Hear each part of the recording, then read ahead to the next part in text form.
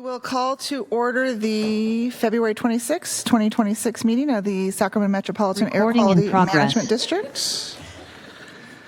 Selena, would you please call the roll? Chair Aquino, Here. Director Desmond, Here. Director Dickinson, Director Guerra, Director Hume, Director Kennedy, Here. Director Lopez Taft, Here. Director Maple, Here. Director Pratton, Here. Director Robles, Director Rodriguez, Director Sander, Director Cerna, Here. Director Vang, And Director Pluckybaum is here on behalf of someone from the city of Sacramento, so we have a quorum, correct? okay. All right, if you'd all please rise and join me in the Pledge of Allegiance. To the flag of the United States of America and to the republic for which it stands, one nation, under God, indivisible, with liberty and justice for all. All right, if you please read the announcements.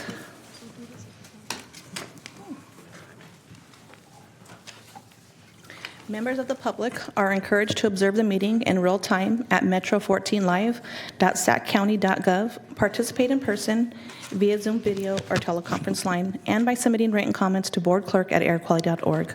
Comments will be delivered to the Board of Directors. Public comments regarding matters under the jurisdiction of the Board of Directors will be acknowledged by the chairperson, distributed to the Board of Directors, and included in the record. This meeting of the Sacramento Metropolitan Air Quality Management District is live and recorded with closed captioning. It is cablecast on Metro Cable Channel 14, the local government affairs channel on Comcast and DirecTV UVerse cable systems. Today's meeting replays on Saturday, February 26, 2026 at 1:30 on Metro Cable Channel 14. Thank you very much. That takes us to our first item, which is our consent calendar. Do any of my colleagues have a question or an item that they need to pull from the consent calendar? Seeing and hearing none, do we have any public comment on this item? Selena? Not at this time, Chair. All right, then I will entertain a motion. So moved. We have a motion to adopt the consent calendar. Second, please call the roll. Or can we just vote since we don't have anybody? That is correct. All in favor, say aye. Aye. Anyone opposed? Abstain? Okay, consent calendar is adopted. Thank you. That takes us to item 6.1 from our discussion calendar, Community Air Protection, South Sacramento, Florin, Community Emission Reduction Plan Development Update. And we have Janice to present to us. Good morning, members of Chair Aquino, members of the board. My name is Janice Slam Snyder, and I'm the Director of Community Air Protection at the Air District. Today, I'm going to share a little bit about our community emission reduction plan and the work that we've done with our community. Before I launch into the presentation, I'd like to introduce two really important community members who've been working with us. One of them's been with us for 7 years, and the other for 3 or so. And so Tito Huang is one of our co-leads of our steering committee, and he is from the Vietnamese American community of Sacramento. And then Roberto Rizzo will also help present some remarks before I launch in. Tito?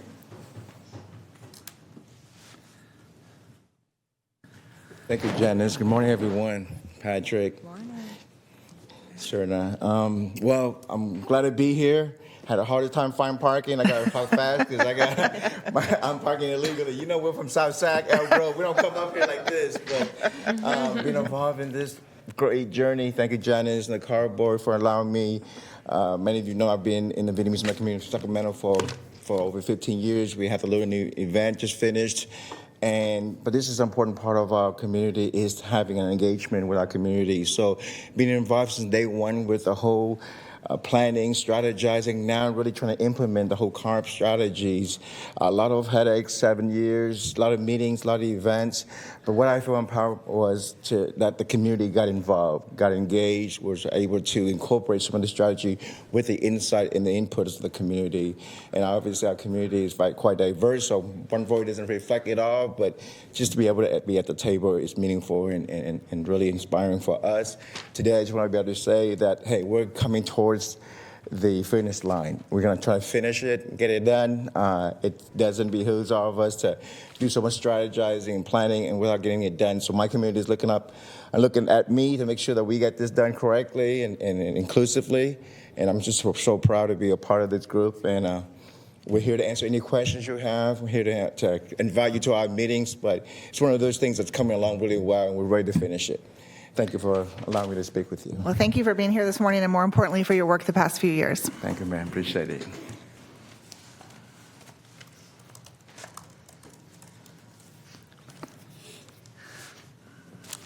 Good morning, Roberto. Good morning. My name is Roberto Rizzo. I'm a resident member of the South Sacramento, Florida AB 617 committee. I'm a co-lead also. I've been there for 2 years, actually. Half the time I've been a co-lead. The reason I joined this committee, and this is something that I wanted to mention, is I've lived in Sacramento for 17 years, same zip code for 17 years. I actually moved to the U.S. 17 years ago. So this has been my home, and I was excited to be part of this group because I want to make a difference, just like the rest of the members here. I want to share an anecdote. When I moved here, I went to Luther Burbank High School for a year, and I used to walk Luther Florence Road every single day for about a year. I arrived here over the summer. You know how hot it gets. And I remember thinking to myself, where are the trees? Where are the trees on Florence Road? And I think this is going to lead back to the strategies that we have. Now we have an opportunity to make that change. We went out, we talked to community members. We really wanted to hear what they needed to say, because a lot of times when we represent government, we think that we know what the constituents want, right? Because we've been here for so long, and we think that that's ingrained in our head. But we actually went out to talk to people. We allowed them to tell us. We gave them some voting power to tell us where they wanted to spend the money, where they wanted us to focus on. Trees is one of those areas that they wanted to focus on. So we're presenting you here in this plan 4 focus areas that we have. They are urban, they are commercial sources, there are residential sources, there's outreach. So we're here to say that we put in thousands of hours in community, and we talk to people, we bring people with us. If you have questions, we're here to answer them. And we're ready to finish the plan, like my colleague said. So thank you very much for allowing us to say your testimony, and happy to talk to you all. Thank you for being here and for your work. All right. Well, thank you so much, Tito and Roberto, for sharing some of their experiences and with our development of our AB 617 Community Emission Reduction Plan. So just a brief background, refresher, what is AB 617? It is really a program that focuses on community-level issues. And the state is providing funding to do local air monitoring and find ways and strategies to reduce community emission and exposure. There's been 19 communities across the state that has been selected to be a part of this program. And South Sacramento Florin was selected to be one of the first communities to do community air monitoring. And just 2 years ago, or about 2 years ago, we were selected to be a community emission reduction plan community, which requires us to submit a plan within 2 years of the designation date. So what is the plan? The plan really is a microscope aligning all of these states, regional, and local efforts. It is all of the work that's been done at the state level, at the regional level, and the local efforts all have strategies that addresses and touches on some of the work that is in the SERP, but the SERP specifically is a microscope in addressing specific community issues that they have identified. So what is in the plan? First, there is a couple of chapters on describing what the community profile looks like and what the process that we took in developing this plan. It also has technical information. So what does the community emission inventory look like? What does the air monitoring data say about this community? And the crux of it that we have highlighted here in red is the strategies and actions that the community has developed with us to implement in the community that would reduce emissions and reduce exposure in the community. There's also a couple of other technical chapters in there about what our enforcement history is and what the state and local enforcement efforts are. In addition to that, the strategies and actions also have metrics and targets for each of the strategies. So in 2024, July of 2024, our community was selected to develop a community emission reduction program plan, and this plan applies to the boundaries that you see on the slide today. On the right is a timeline on how we got to developing this plan. And I am proud to say that Roberto had worked with us very early on as a co-lead in developing how we were going to get there. So it started off with, hey, let's do education with the community. Let's make sure that they have the basic foundations of understanding what the air quality data says, what the emission inventory, and then they digged right into strategy development. And what that looks like is they were able to understand what some of the other 18 communities have developed already, and that has already been adopted in different plans, and use that as a foundation of the type of strategies that can apply here in Sacramento. And then they came up with new strategies that they wanted here.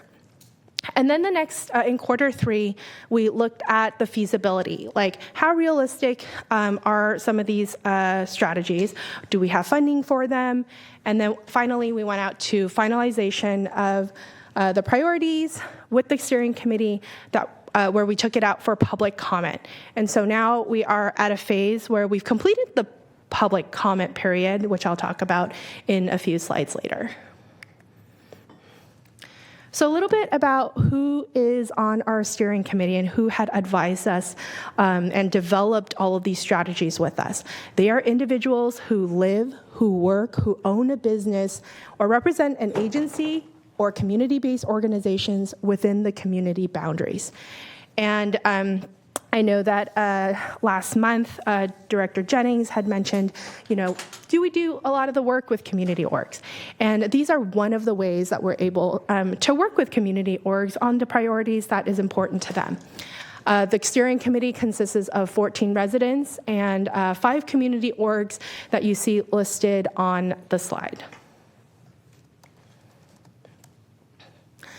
So what was our timeline and how did it look like? I mentioned that in 2018, we were selected to be a part of this program. We implemented the monitoring. In May, we are going to be bringing the plan to the board for recommendation for considering for adoption. But leading up until that time, we're going to be bringing ideas of strategies of what the steering committee had came up with. And July is when our statutory deadline is required to submit the plan. And then what I do want to emphasize on this slide is that once the plan is adopted, then we have 5 years to implement the plan. And so some of the details that are still to be worked out with community members on specific projects that might come through. So what did the steering committee and the community identified as concerns? They range from industrial sources, mobile sources, commercial sources, residential, urban planning, land use, and also focusing on health and education. They really wanted to ensure that the community is aware of how air pollution impacts their daily lives and their health and their families. So what did our process look like? There's so many ways of approaching improving air quality in an area. And so they knew with the timeline that they have, they were not all going to be able to sit all in a group to talk about all of these different things that they identified. So what they did was they broke themselves up into 4 groups so that they can dig a little bit deeper into each category. And they broke the categories into urban planning and mobile, commercial, residential, and outreach. And over 28, they've developed 28 strategies over this past year in over 18 public meetings and additional office hours that we had with the steering committee. So we know a lot of the work that we need to do requires a lot of partnership. This is not something that we can, the district has authority all on its own to implement these strategies. And so we have been working with your local jurisdictions. So City of Sacramento, City of Elk Grove, Sacramento County have been a part of these discussions with our steering committee members. So first, we'd like to thank many of you and your staff for coming and being a part of this conversation and how we can make this, this program work for the community. So Roberto and Tito had mentioned that we really had a robust community input process, and we received a lot of support for the strategies. One specific example of this is on the steering committee and us hosted an event called The Air We Share, a Community Conversation. So once the committee developed and drafted all the 28 strategies, they're like, well, you know, we want to know whether or not the broader community supports what we came up with. And so it was over a Wednesday night, I think, and over 85 community members attended. We had live interpretation for 4 different languages, and the community members voted on the strategies.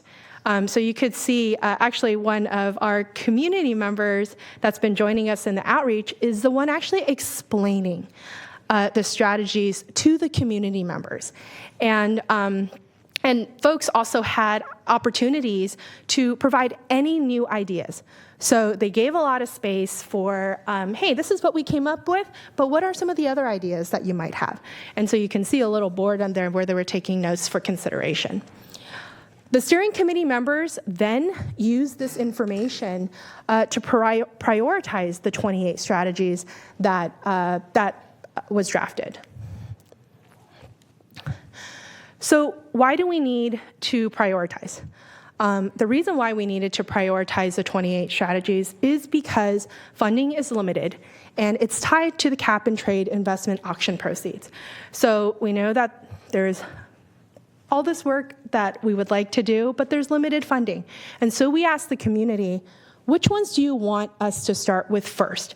And as we continue to get funding from the state, we'll continue to work down that list.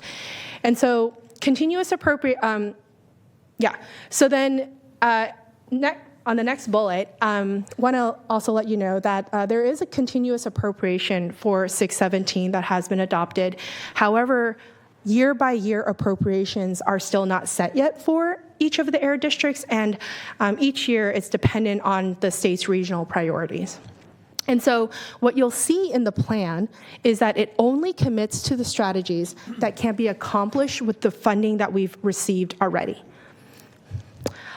You can see here just a picture of our resident member, Stephanie Williams, a resident, and also public members that, again, provided their votes on which strategies to implement first. Then we took all of that information, we knew what strategies they wanted to do first, and the steering committee and the community did a participatory budget activity, which then helped us understand where their priorities are, how did they want to allocate the funding. And so community members in a steering committee allocated the incentive funding. The results that came out from the activity were discussed amongst the steering committee members and with members of the public.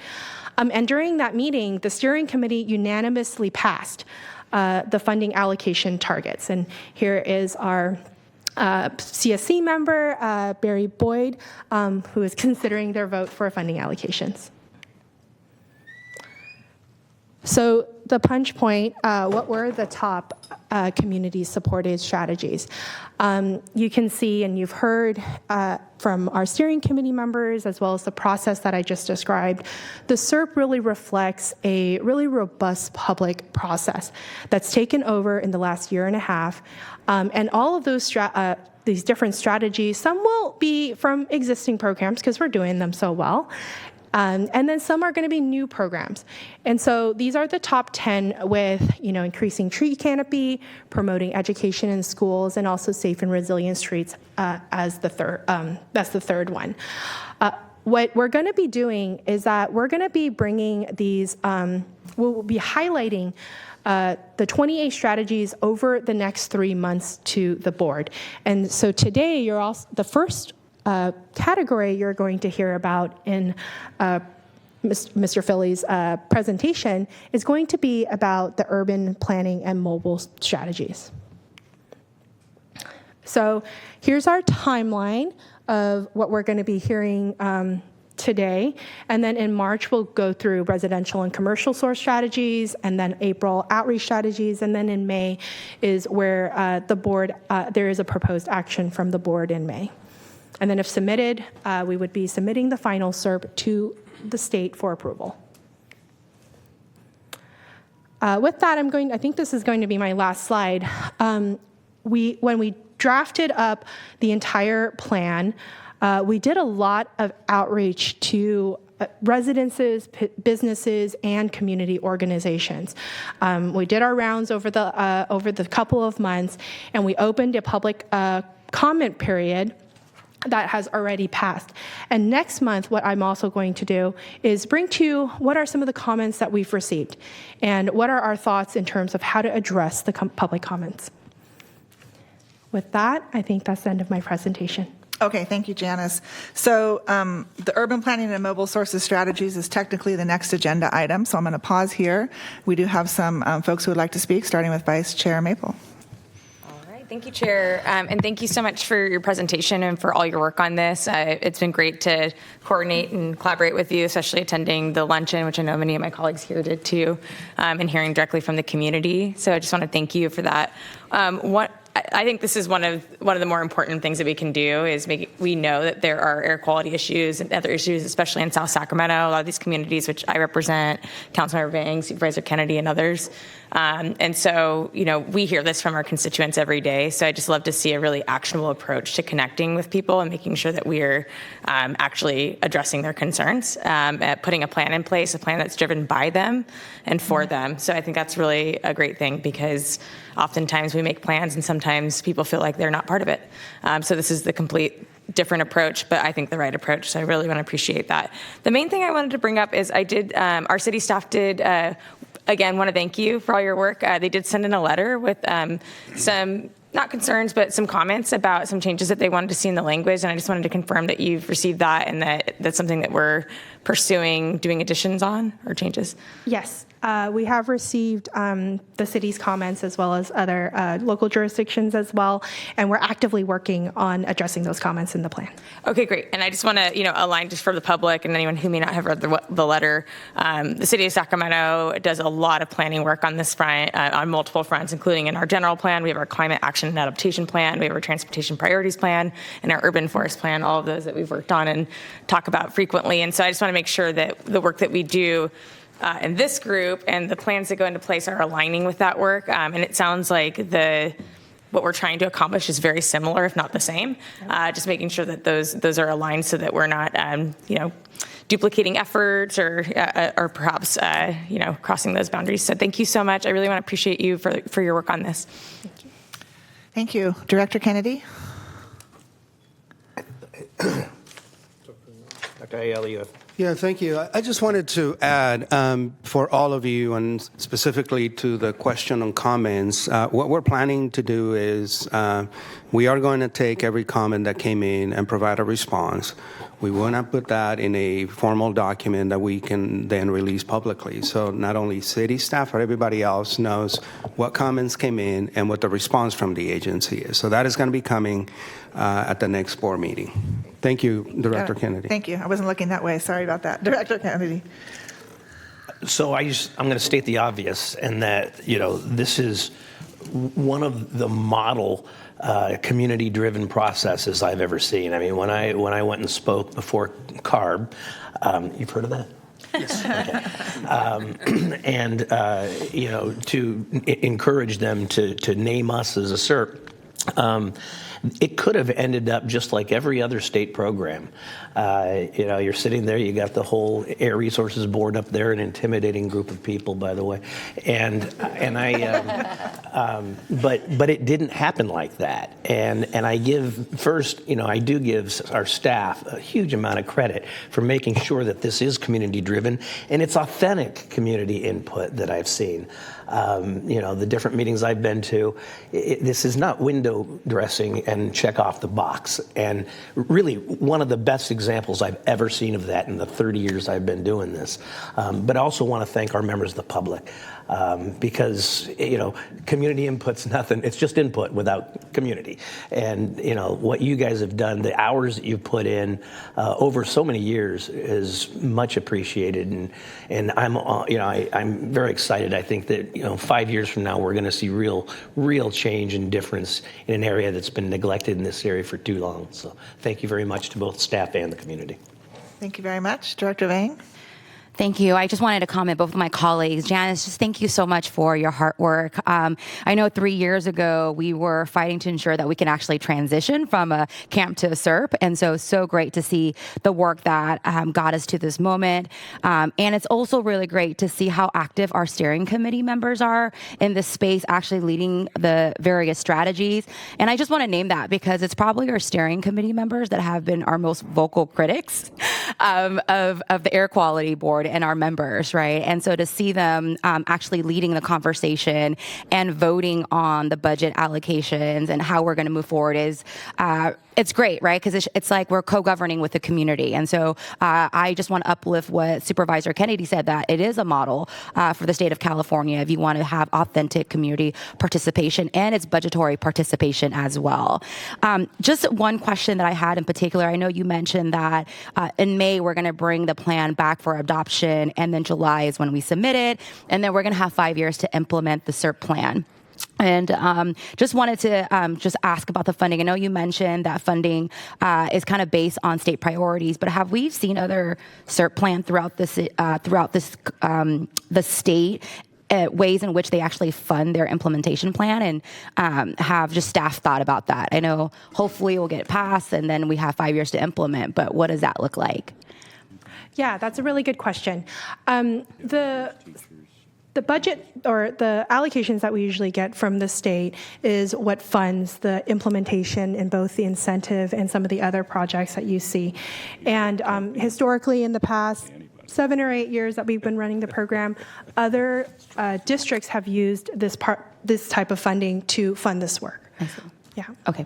Thank you so much. Really looking forward to the final plan. And I think a big part of it is that we can have a plan, but a good plan goes to die during implementation, right? And so making sure that we have a plan to how to finance and resources with our partnership is going to be critical. So again, thank you so much. And I'm just really proud of all the work that you and community have done to get to this moment. Thank you. Dr. Ayala, you had something you wanted to add? Yeah, I mean, I don't want to rain on this parade. It's all good. But, I mean, just in full disclosure, you asked a question about funding. I mean, clearly, raising fees is an area where the state, I mean, you guys have been in front of the ARB. They go directly, right? The polluter should pay. We do have some air districts that actually raise fees to implement.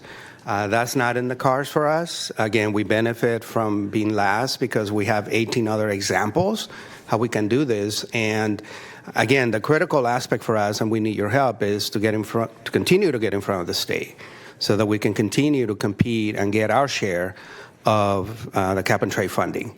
The good news is the program was extended, so it is going to be around until 2045.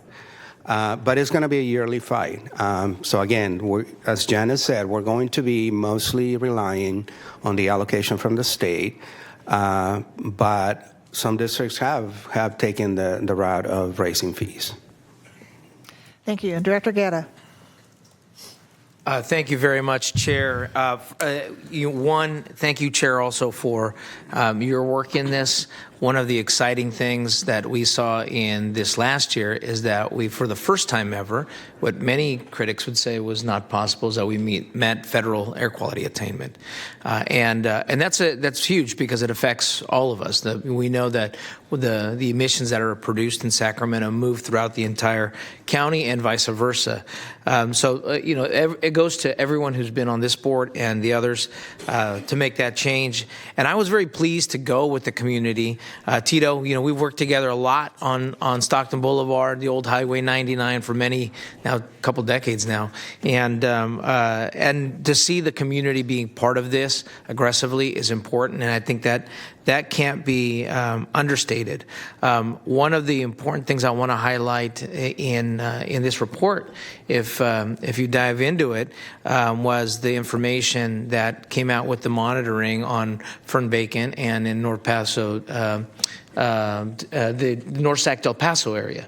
And it's no surprise because what the report still outlines is that while we've made amazing impacts, it's still the heavy-duty vehicles and the heavy-duty sector that is impacting our communities. And this week it was even more highlighted to me after my son had his first asthma response and had to go and leave the council meeting early to go get him medication.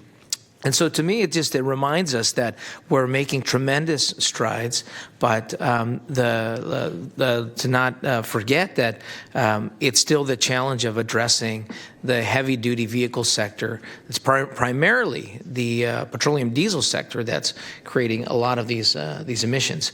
So those communities, and you see just from the data that are adjacent to the 80 and the 99 are the ones that are seeing those numbers as well. So I think this was great to look at how we move and transition all that. It was not lost on the community when we went through and looked at some of the locations, the industrial areas, powering areas. They're also where our community works. So we need to make sure that we're balancing, the success of our economic development with the transition to a cleaner economy as well. I think that was the eye opener that we have to work collectively together. And to Dr. Ayala's point, we've brought in for a vote before the past the ability for us to raise local revenues here. It wasn't in the cards for this board, but I do think that in the future, this board should look at, how we look at what we can raise to be able to address our local challenges here. So thank you again. I think it's a lot of success here in this last year for that. And Chair, thank you again for your leadership in this. Thank you all very much. Any others? Otherwise, I think we'll go to the next item. Thank you, Janice. And this one's going to be Paul, who's going to dive into the urban planning and mobile sources strategies for our South Sacramento Flora and SERP. Thank you, Chair Aquino, members of the board. I'm Paul Filley. I'm a program manager here at the Air District for the Transportation and Climate Change Division. And as was told earlier, there are 4 different strategy sections. We actually started with, I believe it was 9 or 10, and the community had to keep focusing down just because of resources and other pieces. But the ones that we landed on are very reflective of the needs of the community and also the needs of reducing emissions within our air district. So as Janice pointed out, we are going to be looking at establishing new programs, and we're also going to be looking to tweaking or enhancing existing programs so that we can continue the work of cleaning up air within the South Sacramento area. We do have 5 years to implement the SERP strategies, and looking to other communities, some communities have finished, but it still continues to be a guiding reference document as to what are programs that are working, how we can do that. And once you have an established SERP, you can continue to work with the Air Resources Board to find funding for those types of projects. Now, this plan is a little general, and that's somewhat intentional in that we want to make sure that as conditions change, as we get our feet wet with implementation, there are guiding decisions and then there are implementation decisions. And so we really want to make sure that our plan is robust and flexible enough so that we can continue to work with the steering committee and the board to implement these programs in an effective way that benefits everybody within the area. And then finally, we do have a year of funding that is being recommended for the first year of appropriation. Now, looking back from when we started doing incentive programs within this community to now, we've invested a little more than $40 million in the community. And to give you a sense as to how much the community air protection funding has been a bit of a game changer, we're in year 8 of this program being funded. So for incentive dollars, about a quarter of the money invested in this community, and remember we've been starting since around the 90s, has been from this program. So it is absolutely moving the needle. When we look at the types of programs that we've historically funded, most of them are on-road, which is your refuse trucks, your school buses, your Class 8 vehicles. The next largest tranche is the blue one, which is infrastructure, which could be chargers and fueling stations like CNG or hydrogen. We also have the Clean Cars for All program, which is our scrap and replace program where you can scrap a polluting vehicle and get a clean one, provided you're qualified for that. Off-road in this community is mostly things like forklifts and other types of equipment, but it can also be construction. And then finally, lawn and garden. That program is starting to take off using CAP funding and was identified as an area that the community was interested in. And as you can see, we've gotten tons and tons of air quality benefits, not just for this community, but for the region.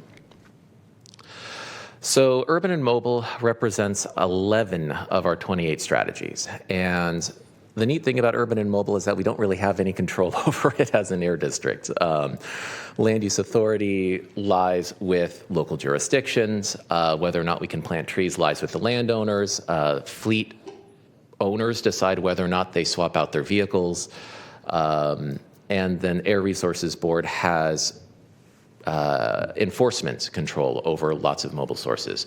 So this is a lot of outreach and bridge building and working with our partners to make sure that we can do this. And I want to assure Director Maple that we've had very productive conversations with Tom Pace and Matt Eierman and the city, and we are going to align our plans so that we can implement in a way that works for not just the city, but for the county, but also for Elk Grove. Because we, as I've said before, we really want this plan implemented. And if it doesn't work with alignments and other things, it's not going to be. Some of the ones that I want to highlight, and these are our community priorities. Far and away, biggest community priority was urban greening. This is a really new and exciting program. We've had years of research on vegetative barriers, and we've issued guidance and worked with the local jurisdictions who are building things near freeways and other mobile source air toxics and truck stops to have vegetative barriers and other pieces, and now we can directly fund these types of programs. There's also huge canopy benefits. Cars that are parked underneath trees have less VOC emissions and so on and so forth, plus the sequestering benefits. We were able to get some flexibility in some of our funding so we can actually start doing this now. So this here is Franklin Boulevard, which is going to be the first urban greening project. So we're already starting to invest in making sure that we have trees to fight urban heat islands and ozone formation, but also reduce emissions coming off of these corridors, or exposure reduction. We're not actually reducing the emissions, but we do get sequestration benefits as well. The other thing is we have a lot of partners in this area, and this is what I really want to highlight. You see that we've already distributed 300 trees. That wasn't Sacramento Air District, that was Color the Block. There are partners and community-based organizations working in this area, and they have come forward and said, you know, we want to contribute to the SERP. We're going to make this commitment, and we're going to carry out these commitments. So making sure that the community organizations and jurisdictions are able to put in what they want and have it in the plan keeps us accountable, helps us track it, and make sure that there isn't a duplication of efforts. So we can really make sure that we're moving forward urban tree canopy and vegetative barriers in this community with all of the resources that we can bring to bear on it. Another one that was really important was quick builds and safe and resilient streets. There was a lot of interest in making sure that people feel safe using transit, people feel safe biking, people feel safe walking, and people feel comfortable doing those things. So we have a partnership with SAC-RT where we're looking at transit shelters and making sure that they are cool and people can wait in the summer without being overheated. And we've had conversations with local jurisdictions about ways where we can improve challenging intersections so that people can feel more safe very quickly and getting these projects delivered in a way to help facilitate sustainable modes. The last one is with our partners at the Air Resources Board. They have a program called Peaks where they go out and check vehicles to make sure that the emissions coming off of those vehicles are within the allowed parameters. And so they've already gone out into the community, they've screened many vehicles, they've inspected many vehicles, some citations have been issued. And so that's to make sure that the vehicles that are within our community are being consistent with regulations and not having excess pollution. And the Air Resources Board has committed to doing this at least twice a year for the duration of the SERP so that we can continue to have these inspections here. So those are the highlighted ones. And if there's questions on this or others, I'm ready to entertain them. Thank you. Thank you. I just wanted to make a suggestion. I know Dr. Ayala staff is planning a celebration, I think, for September to celebrate 30 years of the Air District, and we had talked about planting 30 trees. I think it'd be especially meaningful if we could do it in this community. We can do whatever you want, but yes, I mean, since you said it, save the date. So we're going to bring back to you an opportunity September 9th. We're going to partner with Valley Vision. They're holding their Prosperity Summit, and they invited us to piggyback. Makes a lot of sense because we're targeting the same audience. This agency, in its current incarnation, is going to celebrate 30 years, as I mentioned in the past. And it was actually Chair Aquino's idea. Why don't we do 30 trees? So we have 12 of you guys, so we need to find a few more people. But yes, we will definitely do that, and we can do it in South Sacramento. Perfect. Happy to second that selfishly, as it's in my district. Thank you. Director Guerra. I was just going to say, you know, council member. That works. Council member, board member Dickinson. We did 22 trees with some group of students in one morning. So, you know, I think this board can do 30 trees. But yeah, exactly. I just wanted to highlight how important the partnership is with multiple agencies, and particularly with CARB at the state level here. The mobile screening on heavy-duty vehicles is a great partnership with the CHP as well. And what we have done, and I've been out with them in certain areas in my council district, and we have witnessed many, sometimes from Reno and from Nevada, who come over here. And you could tell that they have not passed any kind of smog check rule. But the interesting thing about that is that the folks who are also avoiding the air quality standards usually have all kinds of other vehicle violations. Sometimes their registration isn't permitted, and they're probably overweight. There's like all of these other violations that are scofflaws. They don't care about anyone's safety and public health, and in the past have been probably violated. So I think the partnership that we've had on this mobile monitoring on with these heavy-duty vehicles with the CHP has been fantastic, and it's with license plate readers, and it's amazing the technology now. As soon as they swing by the detector, it catches the license plate, also the amount of particulates and NOx that are coming out and other emissions all at once, being video cameraed so you can actually see the vehicle, who's driving and whatnot at the same time. And most of them are going through these truck corridors, which are in our neighborhood. So I just want to just highlight how, I know we briefly talked about it, but that partnership is critical. So thank you with that, and I hope we get to do more of those as well. Thank you very much. Any other requests to speak? I don't see any. Okay, well, thank you, Paul. Chair Aquino, we Yeah. do have Zoom. one member from the public in chambers just to give public Okay. comment, and then we have two people on Perfect. Zoom. Thank you for reminding me. Go ahead and call them.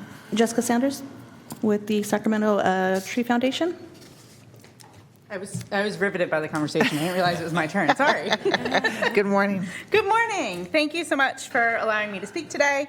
On behalf of the Sacramento Tree Foundation, thank you to the board for advancing our region to a cleaner air and sustainable future. Thank you to staff for implementing all the work. And really thank you for the community for setting a vision that works for them. I'm Jessica Sanders. I'm the CEO of the Sacramento Tree Foundation. I have a PhD in urban and community forestry. I love trees. I live trees. I also live in Oak Park, and I will tell you that I bike and walk as my main form of commuting every day. And there is no other greater impact for me than to be able to be on a tree-lined street. It makes me more comfortable. The cars move slower. It makes a real difference in daily life. So thank you for thinking about this so I don't have to think about my daily commute and zigzag around different neighborhoods to be comfortable. Thank you. The Sacramento Tree Foundation is a nonprofit that is invested in creating livable and lovable communities. We are creating livable communities through planting and caring for trees, which are necessary public infrastructure and investments in our communities. Trees help establish lovable communities by creating a sense of place and providing a grounding connection with our surrounding environment that public infrastructure improvements such as sewer pipes or pothole replacement do not endear. While we care deeply about trees, we care even more about how trees can benefit our communities. We recognize that our communities hold all the power. So rather than working to empower communities, we work with the community to implement a better future for tomorrow. I'd like to talk about this South Sacramento Floor and Steering Committee prioritizations, which include tree canopies in communities as a #1 strategy. It's wonderful that you're working with the community to elevate and prioritize these priorities. In other communities, trees can be seen as a trigger of gentrification, displacing residents of areas before they can actually benefit from the greening that trees that are planted have provided. By working with and for the community, the Air District is ensuring that trees and the plan are meant for the current community to enjoy, not just the future. The Community Air Protection Incentive Funds are both supplemental to other funds and necessary to increase the tree canopy in the South Sacramento area.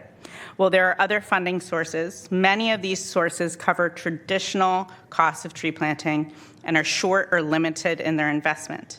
In areas where there is limited tree planting opportunities due to historical disinvestment, redlining policies, higher renter occupancy, and dense industrial adjacent development, we create less planting spaces.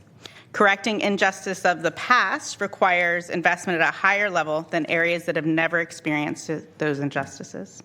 A tree planted in an under-canopied community is routinely 3 to 5 times the cost of a tree in a well-canopied community.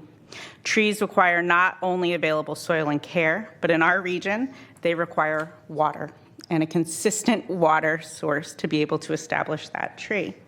In order to get real results, we need to ensure that the trees are set up for success. Layering different groups, the community, funding opportunities help to create lasting partnerships leading to long-term care, not only for our trees, but for our community. We are proud to partner with communities in acting as a conduit to prioritize their needs, and the Air District has a pivotal role to ensure that while tree planting isn't a panacea, it will not solve all of the problems. It is instrumental to communities to create those livable and lovable neighborhoods. We all play a part in creating successful, sustainable future. Trees, much like air, do not recognize any jurisdictional boundaries. I applaud the Air District for not only recognizing this, but working with the community to ensure that the direct and indirect benefits of improved tree canopy are experienced by all. Under-canopied communities often carry the burden of climate change. Trees lessen the burden and help residents breathe easier. They reduce urban heat island effect, ensuring that our streets are more comfortable to walk, bike, play, and wait for transit. Improving our air quality to ensure that no matter what zip code you are living in or working in, we all have healthy lungs with a reduction in respiratory illnesses for generations to come. Trees increase our community cohesion, enhancing mental health outcomes and creating safer, more vibrant communities. Trees planted on one side of the street allow for drastic reductions in cortisol on those who walk under them. Just think about that. If you remember nothing else, there is scientific research that on the same street, busy, if you walk on one side of the street, you can see drastic levels of your stress decrease. It's immense. So, when trees are thought of as critical infrastructure in communities, outcomes actually change. Trees are not the only solution by far. There are many other things that need to happen to get us where we want to be. And we cannot solve all the problems just with trees. But investing in trees is an investment in a better future. Thank you for your time today. Thank you for your continued work, both on this and your board and your daily work. Our continued partnership, both with the Air District and the community, and thank you for really prioritizing the community's needs. Well, thank you for being here and for your partnership, and we do have requests to speak. So, Director Kennedy, Thank you, Chair. Thanks, Jessica, for being here and for the partnership that we've had for the years in South Sacramento. You've been fantastic. The one area that is so hard, particularly in this area, is, you said it, the high rental, and getting particularly multifamily rentals. I remember I worked with the Tree Foundation before you came to Sacramento to get trees, around the Firm Bacon area. We ended up planting most of those trees on Firm Bacon because we couldn't get property owners interested, often absentee property owners who they get their check every month. They don't want to worry about tree maintenance. You know this. Yep. What's the strategy to tackle that? Because I've tried for 10 years and not been successful. Yeah, so there's multiple strategies, right? There's no one-fits-all solution for anything. What we are seeing success in is working, a lot of times it's figuring out what the barriers are to planting the tree. The absentee landlord is a big one that I don't know how we can call right, show up, carry your pigeon to solve that. Mm-hmm. But what we have seen is that people who rent actually do want trees. They want trees, they want to feel that, and a lot of times when you talk with the landlord, the big issue is they don't want the maintenance the trees potentially provide. So what we have done, and we've started to implement it in South Sacramento, is creating big planter boxes, so 4 foot by 4 foot by 4 foot, so bigger than this podium. And planting trees above ground, because the number one concerns is cracks in foundations caused by roots, cracks in pipes caused by roots. So that's creating it above, graded soil. So that allows, is that the best solution? No. Is that a better solution than no solution? Absolutely. And it still acts as a temporary solution so that the landlord can start to warm up to the idea. These are long-term problems, and that's really what we're seeing. We also just go out everywhere and knock on doors and continue those conversations. It's not usually the person that's the loudest is the one we want. It's the person that's not coming to anything. So it's going to conversations. A lot of that time, it's, if you work a regular day job, you're not at home. It's also providing services. For a long time in urban forestry, the thought of sweat equity was the thing that, everyone said, if you work a manual labor job, the last thing you want to do on a Saturday is plant more trees. It's just not there. So we try to think about how do we elevate communities to think about them as a celebration. Maybe we have a golden shovel and a ceremonial tree planting with the communities, but then we have staff or other volunteers do all the work. So really lowering that barrier just to make sure that we can reach those communities. Thank you. Yeah, of course. thank you very much. Yeah, thank you. Selena, you want to call the two folks on Zoom, please? Yes, I have Mr. Ryan Mutashemi on Zoom.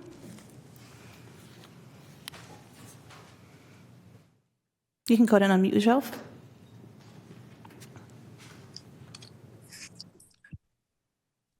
Good morning, board members. My name is Ryan Motashemi on behalf of Slow Down Sacramento, a board member speaking in support of this item. Appreciate the board's focus on the mobile sources as it relates to the community reduction, particularly and design standards focuses. I appreciate the other speaker discussing how it feels safer with these types of improvements, biking, and we know that active transportation improvements and traffic safety improvements help get people out of congestion, and that can help with reducing emissions. So just want to thank you all for your work and the community-driven process on this plan, and appreciate your consideration of. Thank you, Ryan. Next speaker is Mr. Garrett Jensen. Hi, good morning. Garrett Jensen, the Vice President of the Slow Down Sacramento Board. Yes, also want to echo the comments, commend the board, the steering committee, and staff for elevating quick build specifically and safe street design as a means of improving air quality. Slow Down Sacramento was formed because really principally we want to slow drivers down and increase safety for all road users, including drivers, which also increases air quality. So our mission is connected to all these aims: livability, walkability, safety, and of course, air quality. I also want to commend, the city for looking at quick build programming, as well as other jurisdictions exploring this as well. And I'd also call out that tree canopy can, as mentioned, be a quick build solution. So again, Slow Down Sacramento stands ready to support the work and support the leaders in the room. And we're looking forward to seeing where Sacramento could go. So thank you. Thank you, Garrett. Any other requests to speak, Selena? Okay, then thank you all. That takes us to item 6.3, District Investment in Efficiency, Technology, and Collaboration. Good morning, Chair Aquino and members of the board. My name is Angela Thompson, and I'm a program manager in the Engineering and Compliance Division. And I'm here today to talk to you about the district investments in efficiency, technology, and collaboration.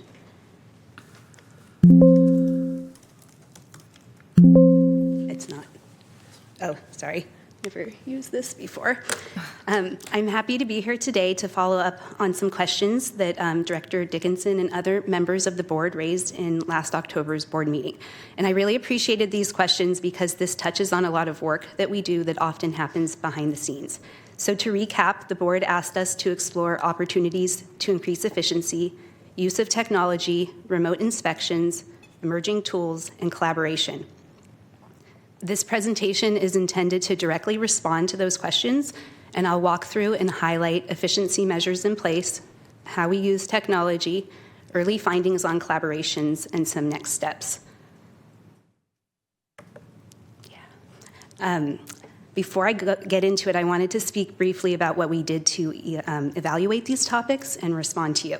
So we started with technology and kind of stepped back and asked ourselves what our processes were and how we were using technology, and then we evaluated emerging tools and identified gaps.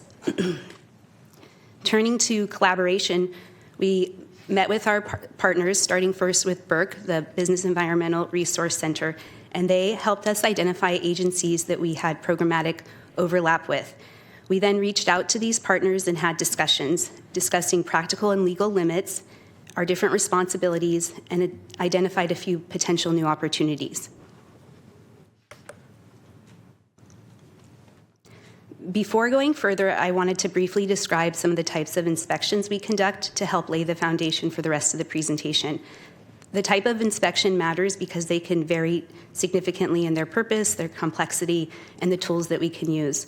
We have permitting inspections, and this is where we inspect what we issued the initial permit for, and we're verifying that they're installing the correct equipment and controls are in place.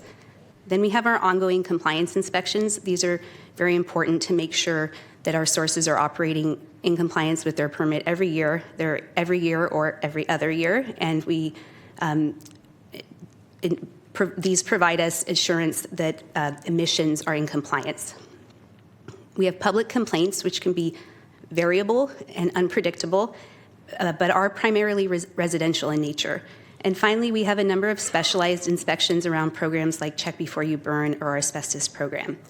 Understanding the different types of inspections and how they relate to our program helps us consider how we use technology and collaboration.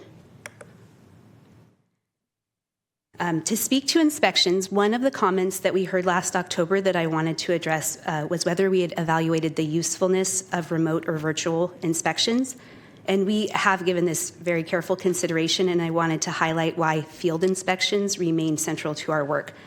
Field inspections allow us to directly see equipment and, more importantly, the entire operation.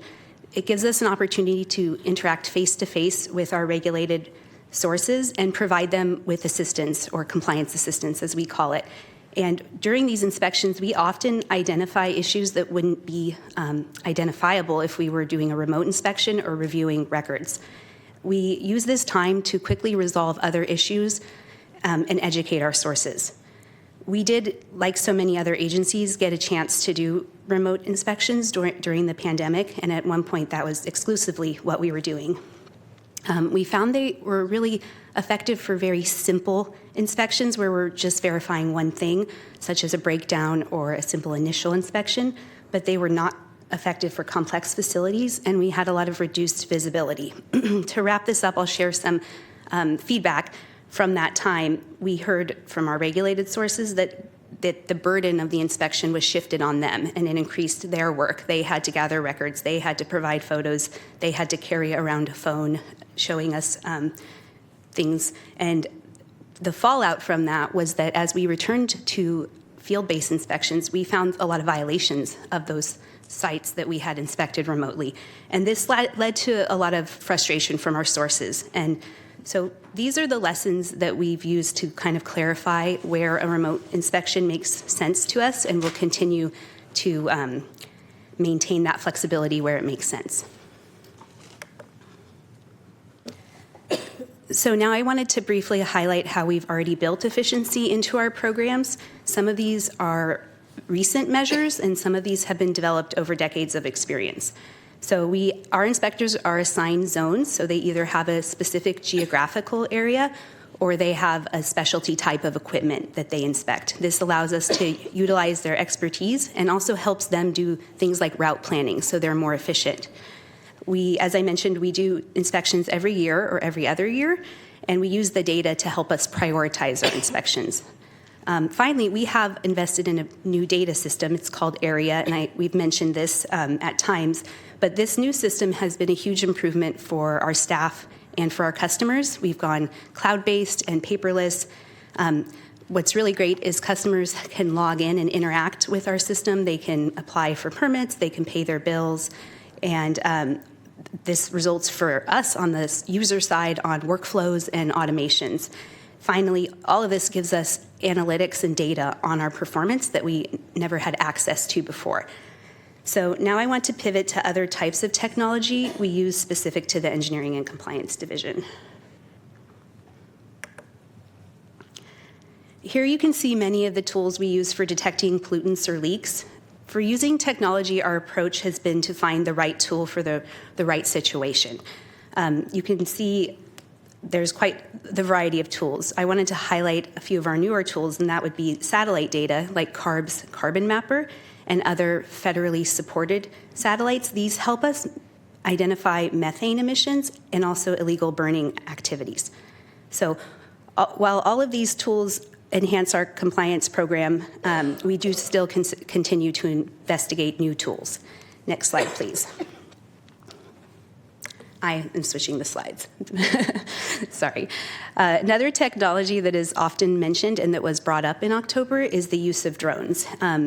We initially evaluated the use of drones for residential use many years ago, and we found that it wasn't feasible due to the privacy and legal considerations, and also from an operational standpoint, the time it takes to launch a drone is more time intensive than the time it takes for our traditional methods.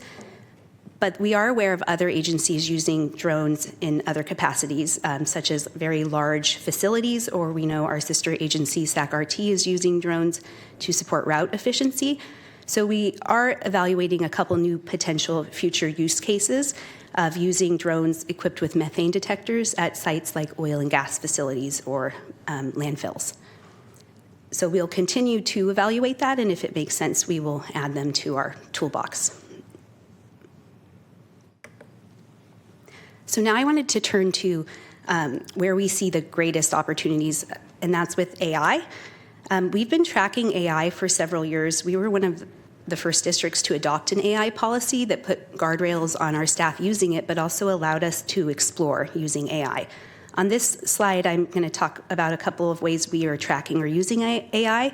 One that's very interesting is EPA using AI to target and prioritize inspections based on their compliance history. So we'll see if this has future use for us as they go through that trial run. We've successfully used AI in data review and analysis, and recently this year it was very helpful with us finding errors in some of our mission information that we need to report. And finally, in the Engineering and Compliance Division, we've used AI successfully in improving some of our outreach and communication material, like our complaint letters, to make it easier to read and standardizing them. So we're now at a reflection point where we're working closely with our IT department on where to go and identifying some short and medium and long-term goals so that we can integrate AI into our programs to improve how we work, but also maintain security. Specifically, we're looking at launching a project and are considering some of these programs. We're looking at AI for agricultural burn program to help with our automation of our daily procedures, drafting and controlling templates and reviewing permits and inspection reports. And then we wanted to build off the success we had of using AI with our large emission data and see if it can be used to review our complex reports and help us find errors in those and reduce our staff review time.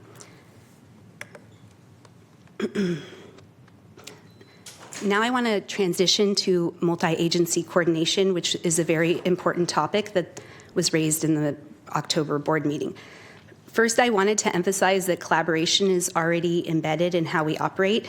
This slide shows in the center some of our existing programs that we already have built-in collaboration with the agencies surrounding them. So in the October board meeting, multi-agency collaboration, especially related to our inspection work, was discussed. And this is a really relevant and important topic to raise.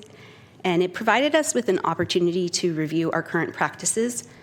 So as I mentioned, we met with our partners like Aqmd and Ag Commissioner, and we reviewed whether our programs intersect and if there were any new potential opportunities for coordination. These conversations were really productive to help us affirm our existing coordination and identify some opportunities. It really boils down to that our collaboration, the roles and the statutory authority of our agencies shape how we can collaborate, and we are most effective when we can find very targeted program-specific coordination. We did identify some opportunities that we're looking into for source testing at gas stations, and we did hear that there was interest in a way to facilitate information sharing with our staff on a more regular basis, such as a symposium. So we'll continue exploring these identified opportunities, and where they make sense, we'll put them into our regular coordination efforts.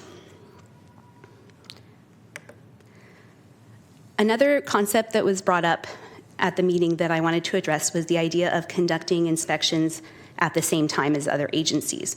And we do understand the desire to reduce disruption to businesses. It's a very reasonable goal and something we're always mindful of. We did discuss this with the agencies I mentioned, and I wanted to share our collective viewpoint. All these different agencies, we have different requirements and authorities, timelines that we conduct inspections, and things we're looking at on those inspections, and objectives we're trying to achieve. Our staff needs to have different training and certification to conduct these inspections. When we look at it from the business's point of view, we think inspections at the same time would increase the length of time of the inspection dramatically, be very confusing and overwhelming, and probably disrupt the business. The benefits we see that I've mentioned earlier from in-person inspections, like education and compliance assistance, would suffer. So given all these downsides, we don't see coordinated inspections as beneficial to the businesses we regulate. We are and will remain committed to minimizing disruption and conducting efficient inspections and always providing proactive assistance. And we will continue to coordinate with our partner agencies when there's a clear reason to do so. And situations where we do typically do coordinated inspections are things like high-risk situations or times where there's significant compliance concerns. And so we'll continue to integrate that into our inspections on a case-by-case basis. So to wrap up, let me just briefly summarize the key findings and opportunities. First, we have invested heavily in technology, and we will continue to so particularly through AI and through our new data system area to support our ongoing modernization. Second, collaboration is already strong, but we'll continue to reaffirm and strengthen those partnerships and pursue opportunities. Third, efficiency, particularly for inspection work, is reviewed and optimized annually, and we'll continue exploring practical tools, and we have integrated approaches such as remote inspection where they add value.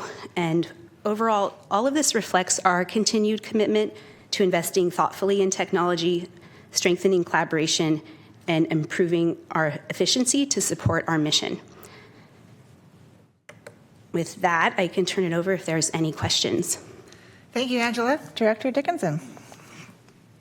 Well, first of all, thank you for this follow-up in this report back. I am one. I hope all on the board are very appreciative of you doing this work. I have a couple questions and comments. Starting with inspections, let me divide that into two parts.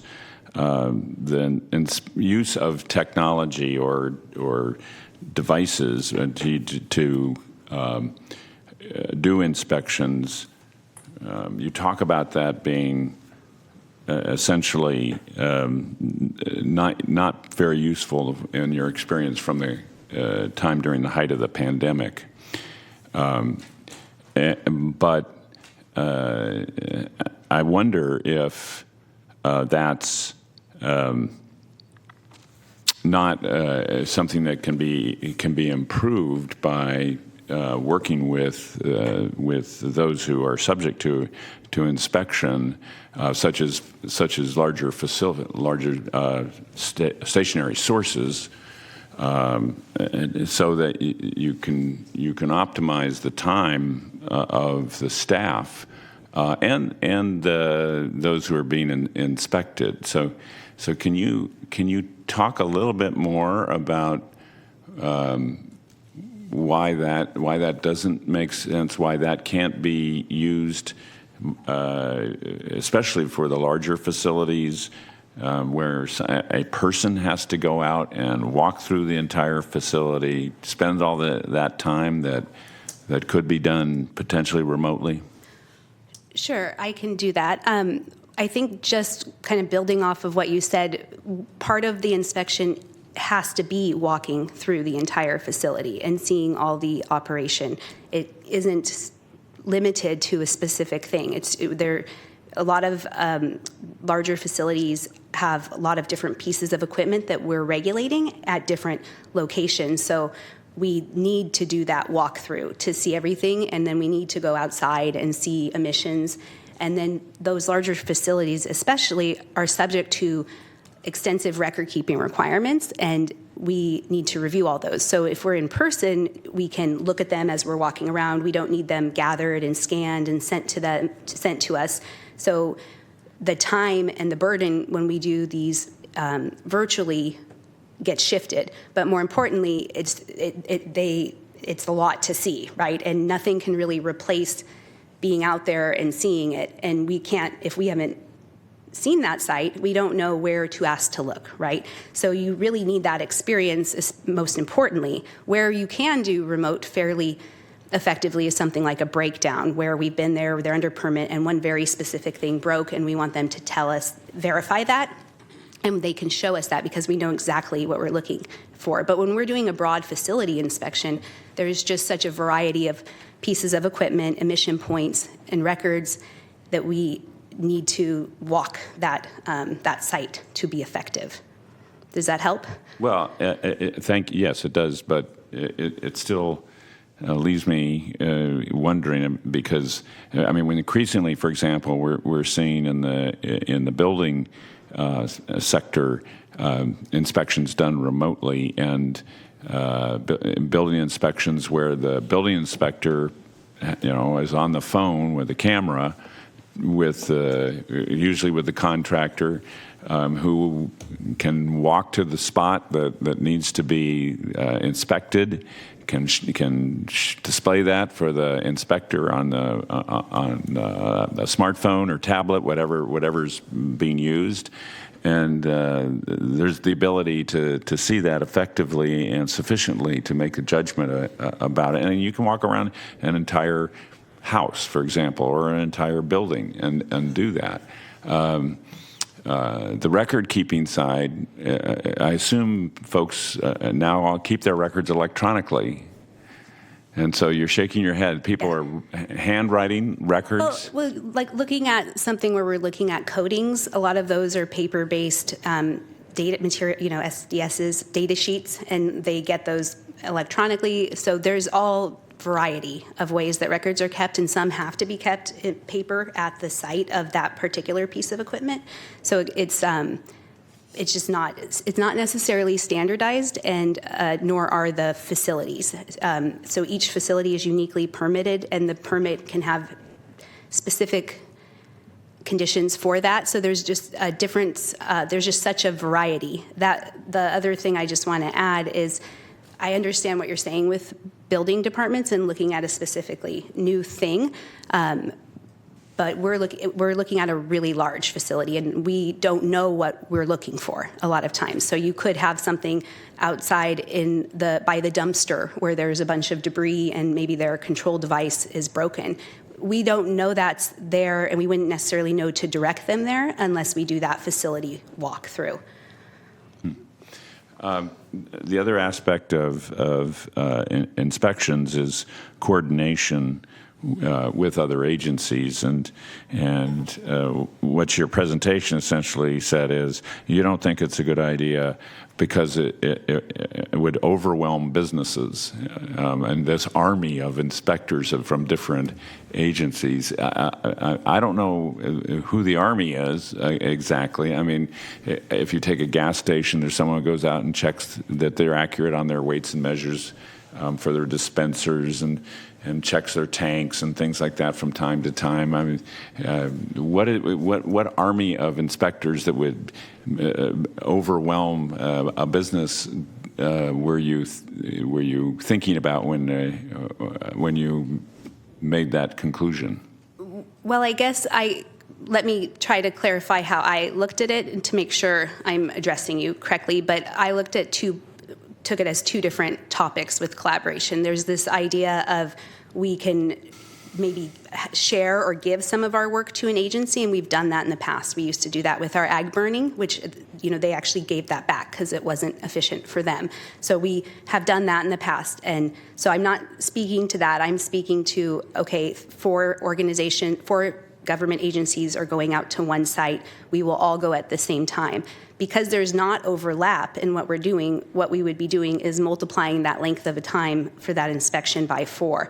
And we do that when there's really serious compliance issues, but it's very disruptive because you're going through 4 different sets of laws, 4 different requirements, and so that's a lot for the sources to take in. And speaking to some of these partner agencies, they felt the same way, that would be the response. There wouldn't be time savings. It would be making something that is disruptive and challenging, multiply it by 2, multiply it by 3, multiply it, however many agencies. It just depends on the type of facility as to who's out there. So a gas station could have EMD, it could have weights and measures, and it could have us. So now we're going to turn it into 3 times as long. Well, does it? I don't know that it does that. I mean, because it's on its different inspectors going on different days. I don't know that that's any less disruptive than 2 inspectors showing up on one day. But I mean, it makes you wonder about the number of inspections that are being done on some of these businesses across agencies, and that really raises the question of whether there's any opportunities for cross-training, actually, that would be effective. Now, you mentioned the ag. I assume it was the ag commissioner you were referring to when you were talking about ag burning regulation, and they gave it back. Mm-hmm. After they said, yes, we can incorporate what you want from the air quality side, and then they gave it back. Can you say a little bit more about that? Well, I don't want to overspeak for them, but it wasn't efficient for them to do it. They were going to places that they didn't need to go to as much. They also couldn't keep their staff fully abreast of all of our regulations to where they felt like they could effectively do it. And when it came back to us, they've shared with us multiple times that the customers we have that overlap appreciate us doing it because we've been able to improve it because we have a better working knowledge of the regulations. Mm-hmm. And we also actually used to do the same with weights and measures years ago, where they would do some of our inspections, but they returned to us because I think ultimately a lot of this just stems from the variation and complexity of all the different federal regulations from the Clean Air Act to the Clean Water Act, and all of that just results in the local agencies implementing those regulations. Well, that raises a whole set of other questions, I'd say. But I just, with your indulgence, Chair, I wanted to ask. You, in your slide, you talked about, you showed and talked about the inapplicability of using drones in some inspections because of privacy and legal constraints. Now, if somebody needs to be inspected, they agree to that by definition, by law, that they'll be inspected. So I was unclear what the privacy and legal constraints are that would prevent the use of drones. Oh, I apologize if that was unclear. That was directed specifically to using drones for residents for like fireplaces or backyard burning, because they haven't agreed to being inspected and they have, a right to privacy in their homes. So that's initially where we evaluated using drones. This was very useful for us to revisit drones. So we really appreciated some of these questions, and that would be one of those sort of gaps I identified where we looked into it and we realized there is some up and coming use for drones at the landfills and oil and gas, and we have some work in progress where we'll be hearing from some other agencies that do that and see if it makes sense to adopt those. Okay, I understand that better. And I do understand the right to privacy as well. And finally, I just wanted to ask about the use of AI, which I think has to be approached with some caution. But we've got police departments, for example, now that are using AI to write first drafts of police reports, were then reviewed by the officer, but saving time. Because they don't have to sit there and write the whole report. Initially, the AI can generate a draft. Are you using that same kind of approach with your inspection reports? Yes, I agree, and I'm excited to look into that more. And that's what we're actively doing that right now. Is how can we use AI for writing our permits, like a first draft? How can we use it for our inspections to cut down on the time that our staff has to do and increase accuracy? And we're doing that closely with our IT department because of all the security issues and making sure we adopt the right technology. So we're actively planning all of this as we speak. Okay. Well, thank you. And I appreciate the report back and the work you've done on this. It still is a concern, the extent to which, and not just for the Air District, but across our governmental agencies, we silo the work we do. And that, to me, increases expense, but it also, I think, in the ultimate sense, increases burden on those who are licensees or subject to inspection. And so, I would hope that at least for you'd continue to look for those opportunities for coordination, collaboration, joint efforts. Training that can reduce the number of people who go out and visit businesses for inspection purposes or permitting purposes. I think that's something we all need to be conscious of. We have obligations imposed by law, imposed by really the necessity to have the quality of life that we all want to see. But at the same time, we need to be looking to ways to be as efficient and effective as possible in doing that. And I think one of the areas that we could do, not so much directed solely at the Air District, but across local government, is cross-training of people. And that's something that I think we should always look to see if it's available and effective. So thank you. Thank you. Dr. Ayala, do you have something? No, you're good. Okay. All right. Thank you very much, Angela. It doesn't look like I have any other questions, so thank you very much. Thank you. That takes us to the APCO report. Thank you. And real quick, we have one item for you, and I'm going to yield the floor to Ms. Shepard, the head of our administrative services.